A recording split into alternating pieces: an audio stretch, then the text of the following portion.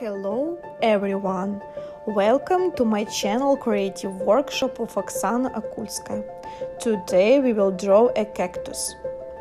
When we found the idea what to draw, we should select a palette of the necessary colors. To do this, we find the desired shades in the color sector and use the dropper tool to transfer them to the palette. Then, after rendering the outline of our drawing, we start to apply colors to the sketch and immediately create light, shadow and partial shade to make the volume. I would like to share with you my feeling about the drawing. To understand another person is like hugging a cactus.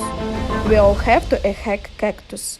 It is important to believe that it is necessary to learn to find pleasure in it.